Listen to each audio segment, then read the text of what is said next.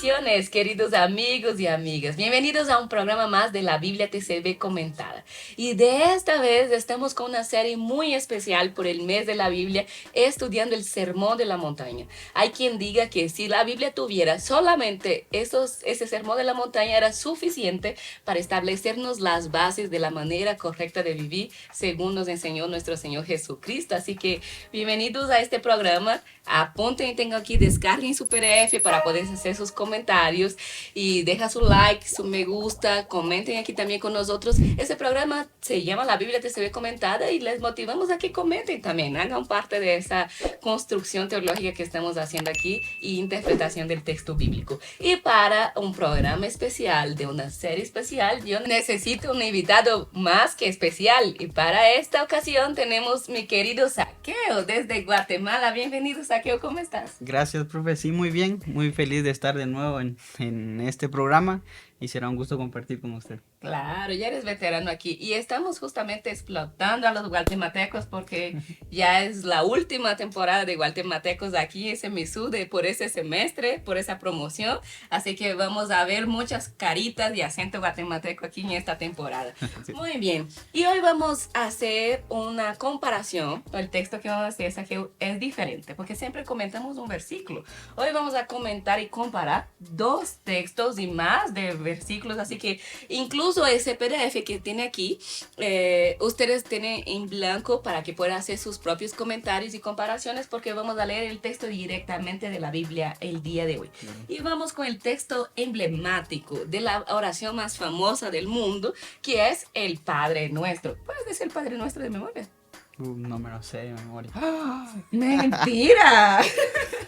Ay, en Brasil hay creo que un prejuicio, creo que muy grande, de que decir el Padre Nuestro es una cosa más católica que evangélica, porque los evangélicos no rezan y todo. Yo le dije, pero repetimos tantas otras cosas. Y la oración que Jesús nos enseñó, que es tan profunda, que de nuevo no es para una cuestión de repetición, sino por unas bases. O sea, creo que ahí está toda una teología de cómo orar, de qué debe tener nuestras oraciones. Creo que por ese prejuicio que tenemos, creo que perdemos demasiado de esa profundidad teológica. Y es más, en Brasil, aunque dice que es un país laico, nos obligan en las escuelas públicas a rezar el Padre Nuestro al inicio de la semana. Y ahí nos poníamos en filita y mi mamá, bien brava, como una pentecostal clásica, es que tú no puedes rezar igual católico, tienes que decir, porque tuyo es el reino, el poder y la gloria para siempre, amén, al final. Y según mi mamá, eso era lo que nos distinguía de los católicos.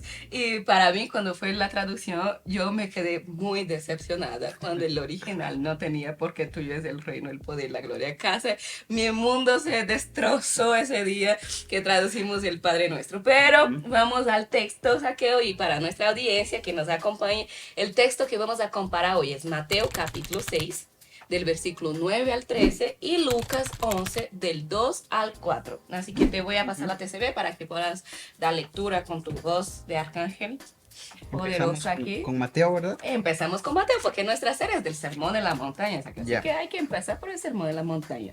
Así que vamos a leer el texto de Mateo 6, del 9 al 13. Sí, dice, ustedes oren de la siguiente manera. Padre nuestro que estás en los cielos, sea santificado tu nombre a través de mi buen testimonio.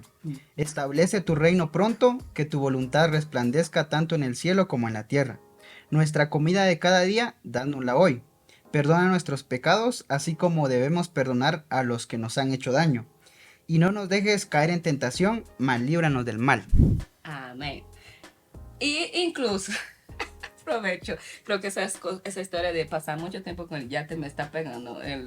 Porque estaba dando yo una clase y entonces un chiquito, hace años, un chiquito dijo que él no tenía miedo del diablo, pero que él tenía miedo del mal amén. Y yo le dije, ¿de qué tienes miedo? Del mal amén, tía, decía. ¿Qué rayos es mal amén? Y ahí yo le dije, después de una tercera vez que él me dijo eso, yo le dije, ¿cómo así? ¿De qué es lo que tienes miedo? Él dijo, cuando oramos decimos, pero líbranos del mal amén. Él juntó todo eso y decía que él no tenía miedo del diablo, pero él tenía miedo del mal, amén. Así que líbranos del mal, y hay un amén en las traducciones de portugués, entonces líbranos del mal, amén. Pero vamos ahora al texto de Lucas, después de ese pésimo chiste. Lucas 11 del 2 al 4, es bastante más corto. Sí, dice, Jesús les dijo, cuando oren, digan, oh papá, sea santificado tu nombre a través de mi buen testimonio, que tu reino se haga realidad, danos el alimento que necesitamos cada día, perdona nuestros pecados, así como perdonamos a los que nos han hecho mal, no nos dejes caer en tentación. Amén. Amén. Ahí no hay mal amén. Ahí no hay mal amén. Muy bien, con estos dos textos en mente, ¿cuáles serían las primeras cosas que te vienen a la mente, Saqueo? Sí. Para que podamos comparar y entender el texto. Sí, quizá una de las preguntas que yo me hacía al leer estos dos libros, Ajá. es que Lucas lo presenta como de forma más corta y Mateo de forma más amplia. Entonces, quizá la pregunta que yo me hacía es que si eso tiene que ver con lo que está escrito o hay más palabras en un evangelio que el otro. Ok, muy bien. En primer lugar, ¿sabes por qué está en Mateo y Lucas y no está en Marcos ni Juan? O sea, creo que la primera pregunta también, unida a lo que me decías. ¿Tienes alguna idea por qué Mateo y Lucas y por qué no Marcos y por qué no Juan? No sé si es que... No hay respuestas equivocadas aquí. Bueno, yo escuché algo cuando yo en Nuevo Testamento 1, que existen los escritos de doble redacción. Entonces me imagino que podría compararse con esto, de que está esa doble redacción. Y esa doble relación de Mateo y Lucas, que son los textos que más coinciden, es por la teoría que llamamos de teoría documentaria. Correcto. Porque los evangelios, primero fue todo oral, ¿no? Mientras Jesús estaba diciendo lo que sea que estaba diciendo, no había alguien escribiendo. Fueron redactados posteriormente. Pero esa redacción posterior se cree, la mayoría de los eruditos, que vino de documentos más antiguos. Entonces tenemos la teoría de los documentaria, que es que hubo un documento A, un documento B, un documento C, y la teoría que en esta teoría documentaria dice que hay una fuente, y llamamos de fuente porque no hay una comprobación. Correcto. Pero esa fuente que llamamos de fuente Q, y viene justamente del Q es de Kele, que significa exactamente fuente, como la fuente, ¿no? Q súper creativos para Nora. Y entonces se cree que tanto Mateo como Lucas son los que toman de esa fuente Q, porque y se cree que esa fuente Q justamente tiene esos versículos del Sermón de la Montaña que se repite en Mateo, pero que no hay en Lucas y Mateo, pero que no hay en Marcos, por ejemplo, que es un texto que posiblemente no conocía esa fuente. Entonces, asumiendo aquí la postura más tradicional, podemos decir que esos dos textos son paralelos o esos dobles relatos ahí, o que vienen de una misma fuente que vamos a llamar aquí de fuente Q por ahora, que es el texto. Pero yo creo que para responder tu pregunta de la extensión, la primera cosa que tenemos que llevar clara es el contexto, porque aquí estamos en la serie especial de Sermón de la Montaña, donde está el texto de Mateo, y el Sermón de la Montaña es un sermón largo, pero que posiblemente Jesús tampoco es que dijo todo de corrido, sino que el Sermón de la Montaña es una recopilación de varias enseñanzas de Jesús en diferentes momentos, y ellos recopilan todo en un sermón completo para decir, ese es el resumen de toda la enseñanza de Jesús. Y Lucas no está en el sentido del Sermón de la Montaña, ni siquiera en el Sermón de la Llanura, porque Lucas tiene un otro sermoncito, pero es el Sermón de la Llanura, y ese texto ni siquiera está en ese contexto, sino Lucas, el texto está, si vuelves a leer los capítulos anteriores, donde los discípulos de Juan el Bautista, Juan les había enseñado a orar. Y entonces los discípulos de Jesús dijo, así como, ¿por qué los discípulos de Juan saben orar y nosotros usted nos enseñó? Entonces es cuando los discípulos de Jesús piden, maestro, enséñanos a orar. Y es cuando Jesús, en el contexto de Lucas, enseña el Padre Nuestro. Entonces, yo para mí, de manera personal, creo que el de Lucas es bastante, primero por sus intenciones teológicas, que ya vamos a ver en las comparaciones de aquí, pero también por la didáctica. O sea, cuando quieres enseñar algo, cuanto más simple, cuanto más preciso, cuanto más corto, más fácil de aprender.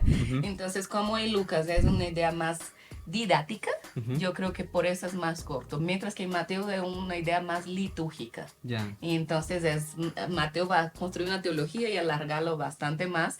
Y si vamos a las teorías arqueológicas y de los eruditos, es más posible que Jesús haya dicho algo más parecido al de Lucas que del mismo Mateo. O sea que realmente la enseñanza de Jesús en original, en arameo, posiblemente es más cercana, más corta como la de Lucas. Como la de Lucas, ya, interesante. Eso es bueno tenerlo allí para cuando se lean estos versículos. Ahora, o sea, de partida, o sea, cuando iniciamos a leer estos dos evangelios, y yo noté esta diferencia también al leer que Mateo habla de Padre Nuestro y Lucas dice, oh papá. Y aquí, gracias por preguntar esto, porque en la TCB incluso hicimos algo que no creo que la mayoría se ha dado cuenta. Algo comenté que si ustedes ya percibieron, es que pusimos el título Oración del Padre Nuestro por el paralelo con Mateo, pero realmente la palabra nuestro no está en Lucas. No hay un Padre Nuestro en Lucas. O sea, él solo dice, oh papito. O sea, él solo dice Abba en el arameo. Entonces, el nuestro, como ya es conocida como Oración del Padre Nuestro, fue un añadido en el subtítulo de la TCB para que la gente las relacione, pero en Lucas no sería solo Padre, no hay un nuestro realmente. Y entonces, es más, no solo no hay el nuestro, como Mateo, que está haciendo una teología mucho más elaborada. Mateo dice Padre Nuestro, que es el Abba de Jesús, pero añade una cosa muy judía, que es que está en los cielos. Lucas no tiene ni cielos ni nuestros, solo dice, oh papá, y ya se manda lo demás de la oración. Así que eso es, primero, entender que a nuestra audiencia recordarles que Mateo fue escrito para judíos. La audiencia es mucho más judía. Y como mencionamos, el Sermón de la Montaña es un texto mucho más litúrgico, mucho más elaborado, una teología más amplia que el texto de Lucas, que es mucho más existencial. Y entonces Lucas posiblemente escribió para la comunidad gentil, o sea, todos los que no eran judíos. Entonces, él no pone ese Padre Nuestro que está en el cielo, en toda esa construcción religiosa de reverencia, sino que él es mucho más directo. Y Lucas tiene, creo que para mí, una intención de ser más cercano. O sea, el Padre de Lucas es más cercano que el Padre Nuestro que está en el cielo, está allá, en el cielo, mientras que el de Lucas es solo, oh papá, y que está aquí. Entonces creo que Lucas hace esa intención de hacer que su audiencia se identifique mucho más con ese padre cercano. Muy bien. Interesante esto, yo creo que es bueno también tenerlo a la hora de estudiar. La otra parte que yo veo que también es muy, muy distinto en Mateo, cuando se habla de que el reino venga. Digamos que Lucas dice que se haga una realidad, pero Mateo le agrega la voluntad. O sea, que se haga entonces, muy cierto. No sé cómo. Porque Mateo dice, Padre Nuestro que estás en los cielos, santificado sea tu nombre. Los dos tienen la fórmula de la santificado sea tu nombre. Y aquí en la TCB añadimos a través de mi buen testimonio. ¿Por qué razón? Porque ese texto está en voz media. O sea, cuando dice santificar es el mismo pecado de Moisés, que por qué Moisés no santificó el nombre de Dios, por eso no entró en la tierra prometida, ¿no? Pero la idea aquí es, la santificación es cómo es que yo santifico el nombre de Dios si Dios ya es todo santo.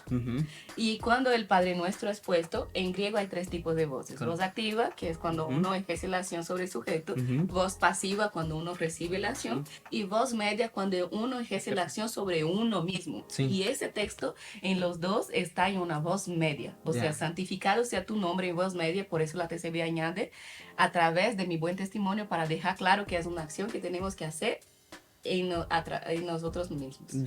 Y eso es como nuestro testimonio, nuestra vida refleja que Dios es santo. Que nuestro Padre es santo. Y eso es interesante, porque yo creo que en nuestros contextos la palabra santidad nos la hemos llevado por otro lado. Creo que lo común que manejamos es apartarnos o apartado para, ¿sí? Entonces creo que aquí ya esto nos ayuda a comprender, ¿verdad? Que tiene que ser a través de nuestro testimonio, como esa representación que usted decía. Ajá. Incluso cuando hablamos, como mencionas, es como entendemos, distorsionamos. Cuando pensamos en santo, pensamos en Dios. Ujú, Y cuando pensamos en un Dios santo, pensamos en un Dios perfecto. ujú. Entonces, cuando decimos, ah, santidad, es como si no fuéramos tener defectos, como si ya no pudiéramos equivocar porque vivimos una vida de santidad. Pero la santidad, la palabra viene de eso, de dedicado a Dios. Entonces es como santifica tu nombre a través de mi buen testimonio. Es que toda mi vida, todo lo que pienso, todo lo que hago, todo lo que digo, va a ser dedicado como un tipo de adoración a Dios para reflejar que nuestro Padre es santo. Pero como mencionabas, en Mateo dice, y hágase tu voluntad. Ajá. Y esa idea de la voluntad ya no se refleja en Lucas. Primero por su Ujú, intención de o sea, de ser más preciso, preciso. ¿no? Ujú, Achicar que Mateo hace una ampliación de los términos. ujú, Y entonces Mateo, ¿por qué él pone el tema de la voluntad en el sermón del monte? Es bien ujú, importante. ¿Por qué? Porque todo el sermón del monte ujú. es como todo el sermón de la montaña es para explicar cuál es la voluntad del Padre. Ya. Incluso el único texto, o sea, que yo tengo miedo de la Biblia, la gente Ujú, se pregunta, ¿tienes miedo de Apocalipsis? No, Apocalipsis es mi texto preferido de la Biblia, ujú. es el más lindo. Pero hay un texto en la Biblia que yo tengo miedo. Y el único texto que yo tengo miedo en la Biblia está al final del Sermón del Monte, que es en el capítulo 7, donde Jesús dice, pero muchos van a decir, en tu nombre, Ajá. yo profeticé, yo eché fuera demonios, yo hice milagros, te hace Ujú. milagros, otro nivel. Y al final dice, no, aléjese de mí, hacedores de maldad, porque ustedes no hicieron la voluntad del Padre. Entonces, todo el sermón de Ujú. Mateo es para dejar claro cuál es la La voluntad voluntad. del Padre. Ya. Entonces, es por eso que para él tener el tema de la voluntad dentro del Padre Nuestro es algo así muy fundamental. Ya. ¿Por qué? Porque si tengo que decir cuál sería el tema principal Ujú. del sermón de la montaña, sería es todo cumplir ese sermón de la montaña, es hacer la voluntad de Dios. Ya. Muy bien. Interesante todo esto. Ahora, en el versículo 11 de Mateo, Ajá. vamos a encontrar allí que dice nuestra comida de cada día, dánosla hoy. Uh-huh. Y esto quiero contrastarlo yo con el versículo que sigue, cuando Uh-huh. habla de perdona nuestros pecados. Ajá. No sé, siempre nosotros acostumbramos cuando oramos, Ajá. siempre primero le decimos, Señor, perdona nuestros pecados, o sea, nos acercamos, digamos, pidiendo perdón, Ajá. pero aquí como que si nos presenta algo inverso, o sea, pidan primero lo que necesitan y después pídanme perdón. Y no sé si esto se relaciona con la idea de padre, Ajá. y aquí creo que estamos cayendo ya una idea como de juez, Ajá. entonces Dios como padre y Dios como juez. Pero yo veo esto acá. Primero dice, nuestra comida de cada día, dánosla hoy. Uh-huh. Y después sí ya pasa como que al perdón de pecados. Sí, eso es bien interesante porque en Mateo, ahora veía también que la TCB no reflejó esto, Ujú. pero algo que vamos a volver a revisar, porque en Mateo y Lucas, Ujú. Mateo dice nuestras deudas Sí. y Lucas dice nuestros pecados. Ujú. ¿Por qué? Porque en ese sentido de construcción litúrgica, Ujú. ellos como que yo siento que Mateo suaviza un poco cuando pone solo deudas. Ujú. Para mí la deuda es un poco menos que el pecado, porque el Pecado. pecado incluye deudas y culpas, Ujú. mientras que aquí en Mateo él solo incluye deudas y no incluye culpas. Ujú. O sea, él no pone pecados, sino pone deudas, mientras que en Lucas sí pone perdona nuestros pecados. Ujú. Y hay una condición que para mí es brutal, Ujú. porque tú decías, todos empezamos orando con pidiendo perdón a Dios, y es Ujú. cierto, pero según el texto del Padre Nuestro, Ujú. ese perdón de Dios solo es posible o solo es real Ujú. si nosotros perdonamos. Ya, hay una condición. Hay una condición. Según el Padre Nuestro, sí, tanto en Mateo como en Lucas, porque es perdona nuestras deudas o perdona nuestros pecados, así como No sé. nosotros perdonamos. Lo que implica si nosotros no perdonamos, Dios no nos perdona. Tampoco hay un perdón de parte de Dios para nosotros. Así que hay esa cuestión brutal ahí de que nosotros todos los días pedimos perdón a Dios, pero todos los días también guardamos un montón de maguas, vamos a decir así, contra nuestro prójimo. Entonces, si nosotros no perdonamos, tampoco es que vamos a recibir ese perdón, de ganas oramos así. Esa es otra cosa brutal. Así que yo creo que en ese sentido sí, del padre, de primero la necesidad, o sea, y luego una parte más de... Pues, podríamos decir que como juez, es una cosa de, justamente en ese proceso de santificación, creo que el perdón involucra ahí en esa idea de santificar el nombre de Dios a través de nuestro testimonio. Yeah. Porque es actuando igual, incluso perdonamos, ¿por qué? Porque perdonamos a los demás para que Dios perdone nuestros pecados y porque Dios nos perdona, porque fuimos perdonados, entonces tenemos esa capacidad de perdonar. Yeah. Entonces creo que en ese sentido sí, de que primero hay la parte de la necesidad. Pero, y después viene esa parte un poco más de ese proceso, vamos a decir, constante de santificación, de la parte del perdón también.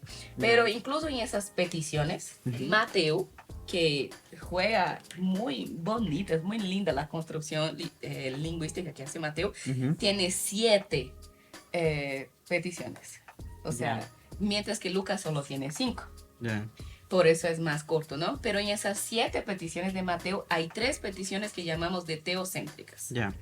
Que tiene que ver con Dios. O sea, teo viene de Dios y son teocéntricas. Son 3. Hágase tu voluntad. Primero, Padre nuestro que estás en los cielos, santificado sea tu nombre, y tenemos esa santificado tu nombre a través de mí, hágase tu voluntad. Perdón, y aquí tenemos 3 peticiones teocéntricas y 4 en Mateo tenemos 4 de necesidades. Mientras que Lucas tiene solo 2 teocéntricas y 3 de necesidad. Y entonces la cuestión aquí, muchos eruditos dicen que es porque Mateo está tratando de cuadrar el 7, que es el tema de perfecto, es como la oración perfecta. El tema de incluir toda esa idea de 7 como perfección. Y dentro de esa perfección incluye el número 3 para Dios, porque el 3 en la Biblia es usado para Dios, por eso no es aleatorio que la Trinidad es 3, o el 3 siempre es usado para Dios, por eso son 3 peticiones teocéntricas, y el 4 es el número que la literatura rabínica usa para la categoría humana. O sea, más que humano sería para todos los seres vivientes, o sea, para la parte de creación o naturaleza. Por eso son los 4 puntos cardinales, los 4 seres vivientes de Apocalipsis y tantas otras cosas que el 4 siempre usa. Por eso dice, son 3 para Dios y 4 conectados con la humanidad, y da 7, una oración de 7 argumentos, vamos a decir así, que son las peticiones, de 7 peticiones, que son 3 teocéntricas y 4 de necesidad. Lucas no está importando con nada de eso, él solo manda 2 teocéntricas y 3 de necesidad, y ahí él completa, él no está tratando de cuadrar un 7, un 3, un 4, él es mucho más directo y objetivo en relación a eso de Mateo. Entonces, podríamos decir que la palabra aquí, hamartía, o sea, la que se utiliza para pecado, está en Lucas. Aquí es de ofileitos de deudas. Entonces digamos que Lucas, o podríamos decir cuál fue la que Jesús menciona sin... Posiblemente Jesús mencionó el hamartía. La de Lucas. La de Lucas. Posiblemente los eruditos creen que Jesús usó el hamartía y no el de deudas. Posiblemente le usó y una cuestión más completa de pecado. Muy bien. Ahora la última parte, que la encontramos en Mateo: y no nos dejes caer en tentación, mas líbranos de todo mal, dice. Todo mal. Y esa parte de, por ejemplo, Lucas no pone, solo termina con...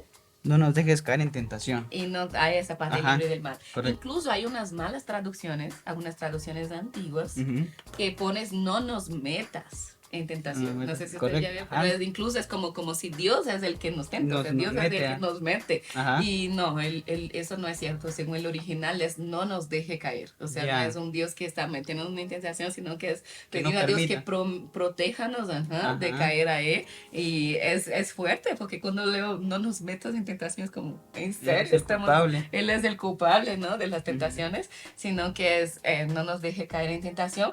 Pero creo que Lucas, como es tan directo y sucinto, en el hecho de no nos deje caer en tentación, ya incluye el libramiento del mal. Y entonces, pero Mateo sí, como él está haciendo una construcción litúrgica más elaborada, él pone más líbranos del mal. No hay el amén y no hay tampoco el que tuyo es el reino, el poder. Esa es una forma de liturgia agregada ya en la Edad Media, o sea, con los padres de la iglesia y todo, justamente como ya toma ese texto en una formalidad litúrgica, ellos ya añaden esa parte, porque tuyo es el reino, el poder y la gloria para siempre. Amén. Muy bien. Gracias, profe. Creo que esto nos ayuda para comprender mejor y como usted decía al inicio, yo creo que en Guatemala es así. Esta oración se utiliza más en el contexto católico, pero yo creo que como evangélicos, protestantes, pentecostales, podemos sacarle bastante provecho. Y creo que, o sea, yo creo que el Padre Nuestro daría para hacer toda una materia de ese mismo. O sea, ni siquiera estamos hablando de un programa.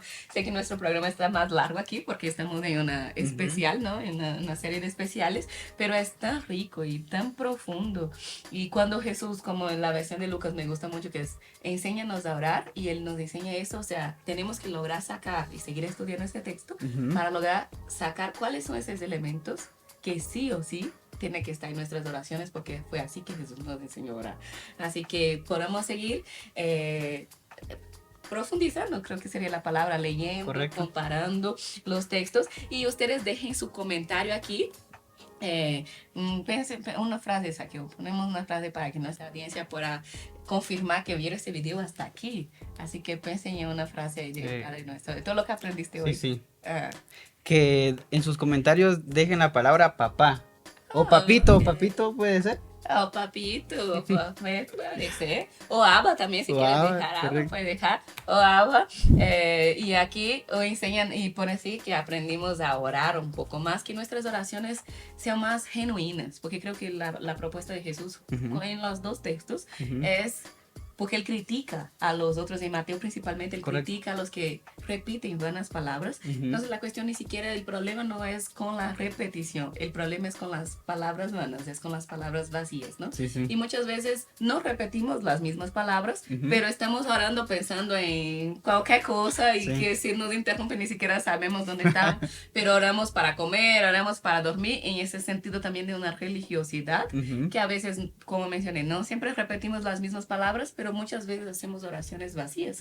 Si está sintiendo, si está pensando, si está viviendo realmente lo que estamos orando. Y creo que esa era la intención principal de Jesús. No era el problema de Jesús no era con la repetición. El problema de Jesús era con el vacío de significado.